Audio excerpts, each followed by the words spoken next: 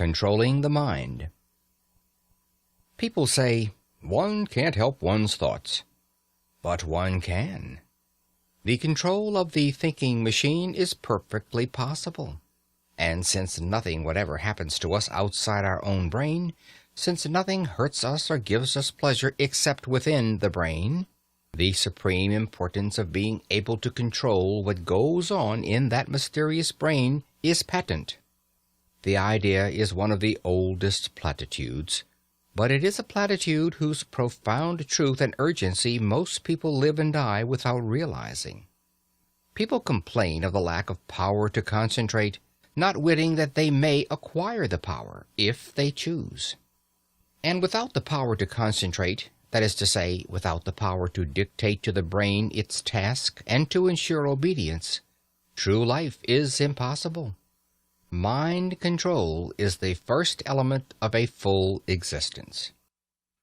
Hence, it seems to me, the first business of the day should be to put the mind through its paces. You look after your body, inside and out.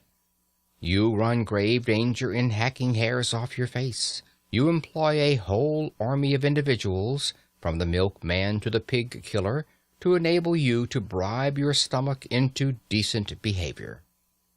Why not devote a little attention to the far more delicate machinery of the mind, especially as you will require no extraneous aid? It is for this portion of the art and craft of living that I have reserved the time from the moment of quitting your door to the moment of arriving at your office. What?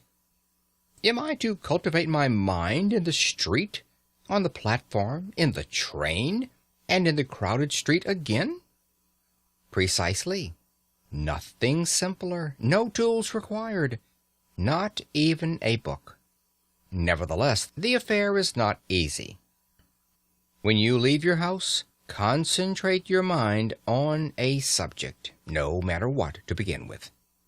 You will not have gone 10 yards before your mind has skipped away under your very eyes and is larking round the corner with another subject. Bring it back by the scruff of the neck. Ere you have reached the station, you will have brought it back about 40 times. Do not despair. Continue. Keep it up. You will succeed. You cannot by any chance fail if you persevere. It is idle to pretend that your mind is incapable of concentration. Do you remember that morning when you received a disquieting letter which demanded a very carefully worded answer? How you kept your mind steadily on the subject of the answer, without a second's intermission, until you reached your office, whereupon you instantly sat down and wrote the answer? That was a case in which you were roused by circumstances to such a degree of vitality that you were able to dominate your mind like a tyrant. You would have no trifling. You insisted that its work should be done, and its work was done. By the regular practice of concentration, as to which there is no secret, save the secret of perseverance, you can tyrannize over your mind, which is not the highest part of you, every hour of the day and in no matter what place. The exercise is a very convenient one. If you get into your morning train with a pair of dumbbells for your muscles, or an encyclopedia in 10 volumes for your learning, you would probably excite remark. But as you walk in the street, or sit in the corner of the compartment behind a pipe, or strap hang on the subterranean, who is to know that you are engaged in the most important of daily acts?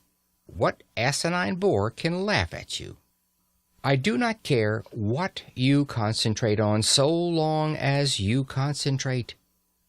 It is the mere disciplining of the thinking machine that counts. But still, you may as well kill 2 birds with 1 stone, and concentrate on something useful.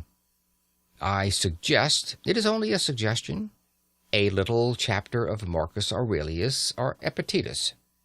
Do not, I beg, shy at their names. For myself, I know nothing more actual, more bursting with plain common sense, applicable to the daily life of plain persons like you and me, who hate airs, pose, and nonsense, than Marcus Aurelius or Epictetus. Read a chapter, and so short they are, the chapters, in the evening, and concentrate on it the next morning. You will see. Yes, my friend, it is useless for you to try to disguise the fact. I can hear your brain like a telephone at my ear.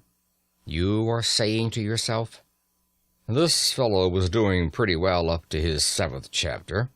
He had begun to interest me faintly, but what he says about thinking in trains and concentration and so on is not for me. It may be well enough for some folks, but it isn't in my line." It is for you, I passionately repeat. It is for you. Indeed, you are the very man I am aiming at. Throw away the suggestion, and you throw away the most precious suggestion that was ever offered to you. It is not my suggestion. It is the suggestion of the most sensible, practical, hard-headed men who have walked the earth. I only give it to you at second hand. Try it. Get your mind in hand, and see how the process cures half the evils of life, especially worry, that miserable, avoidable, shameful disease, worry.